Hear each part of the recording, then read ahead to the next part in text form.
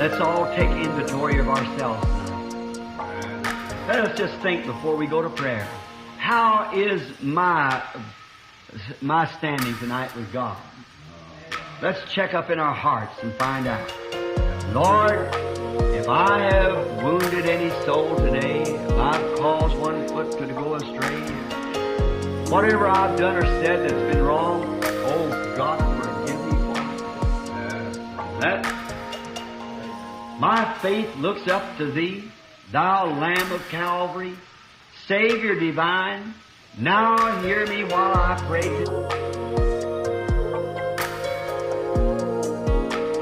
Segala perkataan, segala perbuatan kamu harus lakukan di dalam nama Tuhan Yesus. Dan hanya di zaman ini mempelai wanita tahu mana yang bisa, mana yang tidak. Amin. Segala sesuatu, perkataan dan tindakan lakukan di dalam nama Tuhan Yesus Kristus. Segala sesuatunya. Dan tentunya hal itu akan mendatangkan tuduhan di dalam hati seseorang jika Anda tidak melakukannya di dalam nama Tuhan Yesus. Ada amin? Kolose 3 katakan, jangan saling mendustai. Bisa Anda lakukan di dalam nama Tuhan Yesus Kristus? Hanya nama itu yang menyelamatkan. Dan nama itu menebus. Karena itulah nama Sang Penebus. Itulah nama Sang Tuhan Pencipta langit dan bumi. Itulah nama Sang Hakim yang tertinggi, yang akan menghakimi setiap hati manusia. Amin. Sehingga Kolose 3 kita baca dari ayat 1 sampai 17. Dan ditutup dengan, lakukan segala sesuatu di dalam perkataan dan tindakan di dalam nama Tuhan Yesus Kristus. Anda makan di dalam nama Tuhan Yesus Kristus. Anda bekerja, Anda berjalan, Anda berjualan, Anda berladang, Anda belajar, Anda sekolah. Amin. Anda bangun tidur, Anda mau tidur. Haleluya. Amin. Anda sakit, Anda sehat. Anda lakukan semua di dalam nama Tuhan Yesus Kristus. Renungkan hal itu. Tetapi ada hal-hal yang lain yang tidak bisa Anda lakukan di dalam nama itu. Anda memasak, sister-sister, Anda lakukan di dalam nama Tuhan Yesus Kristus. Anda menyanyi, Anda lakukan di dalam nama Tuhan Yesus. Sehingga hanya di masa ini Anda tahu kapan nama itu disebutkan. Amin. Hembuskan nama itu sebagai perisai atas hidupmu.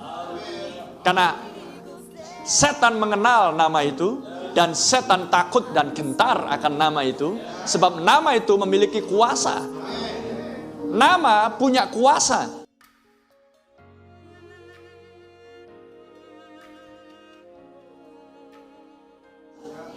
Amin. Seperti Saul. Saul tahu bahwa nama Nabi yaitu Samuel punya power. Sehingga dia pakai nama itu. Demi nama Saul dan Samuel. Tapi dia memakainya untuk tujuan kepentingan sesuatu yang tidak alkitabiah. Ada amin? Anda renungkan di sini. Ketika nama itu hanya bisa disebutkan untuk sebuah tujuan yang jelas. Sehingga Anda tidak bisa mengucapkan nama itu di sembarang tempat dan dalam kondisi yang seperti apa. Karena nama ini menjadi perbantahan dari zaman ke zaman. Dan nama ini sudah semakin dilecehkan oleh dunia ini. Lihat film-film Hollywood itu. Oh my God. Oh Jesus. Tapi itu sesuatu hal yang tidak alkitabiah. Nama inilah nama Sang Firman. Dan manusia hidup oleh setiap firman. Maka segala pikiran, perkataan, tindakanmu lakukan di dalam nama Tuhan Yesus Kristus. Amen. Anda mengusir setan di dalam nama Tuhan Yesus Kristus. Anda berdoa di dalam nama Tuhan Yesus Kristus. Anda tumpang tangan di dalam nama Tuhan Yesus Kristus. Renungkan hal itu. Karena mempelai wanita memiliki nama tersebut. Oleh pernikahan anak domba yang sedang berlangsung, maka nyonya Yesus Kristus yaitu mempelai wanita mengenakan nama tersebut. Haleluya, terpuji nama Tuhan. Sehingga tidak akan ada yang bisa menyentuh mempelai wanita karena nama sang suami ada di situ. Amin. Sama halnya dengan nama Indonesia menyertai akan duta besar. Amin. Maka tidak ada yang bisa menyentuh dia. Menyentuh dia berarti menyentuh akan negara tersebut. Itu ngajak perang namanya. Bisa nangkap yang saya maksudkan?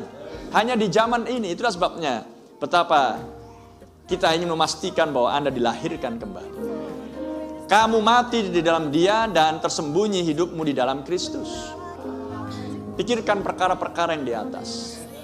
Anda tidak bisa melakukan segala tipu daya, tipu muslihat, atau politik di dalamnya, atau kepentingan sendiri untuk tujuan kepentingan pribadi, dan kemudian menghalalkan berbagai cara dan melakukan hal-hal yang seperti itu di dalam nama Tuhan Yesus.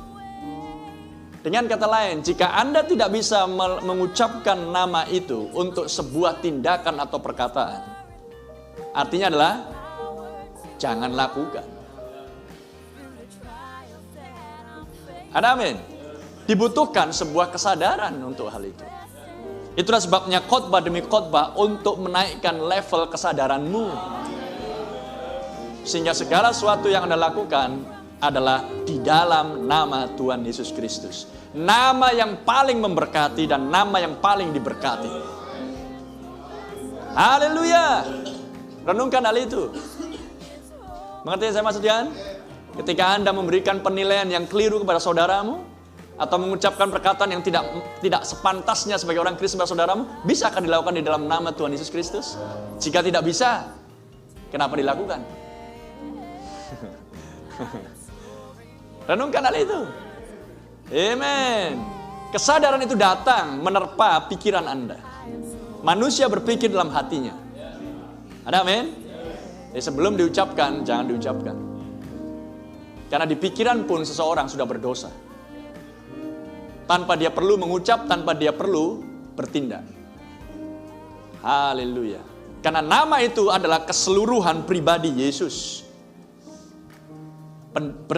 Brother Rinto berdoa dari Kejadian sampai Wahyu. Itulah Yesus. Amin. Dan dia sudah menyatakan dirinya di zaman ini, dan kita sudah melihat dia di dalam firman yang tersingkap, dan kita akan melihat dia di dalam tubuh jasmani. Amin. Maka itu adalah oknum yang bernama Tuhan Yesus Kristus. Terpuji nama Tuhan. I'm looking away only to Christ. I'm keeping His word. He gives power to fight through the trials that I'm facing, to be able to express Him and to overcome this world.